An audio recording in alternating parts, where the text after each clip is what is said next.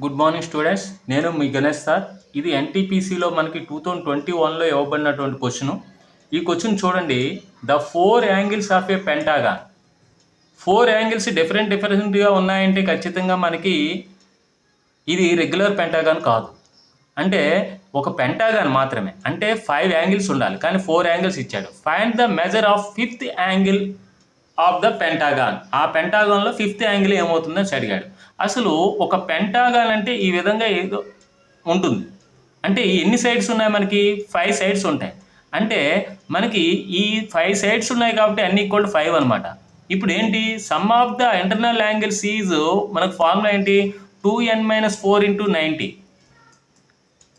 That equal to 2 × 2n ప్లేస్లో 5 వేయాలి, number of sides అనమాట. -5 -4 × 90.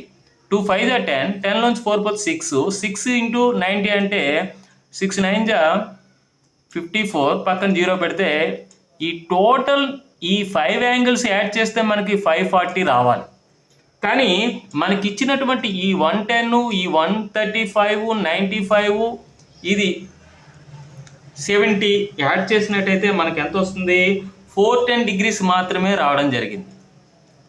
మరి దీనికి 5th యాంగిల్ కలిపితే మనకు 540 వస్తుంది. అంటే 5th angle x degrees equal to ఏమవుతుంది? 540 - 410 దట్ ఈక్వల్ టు 130 డిగ్రీస్ అవుతుంది. 130 degrees. Option C is right answer. Okay.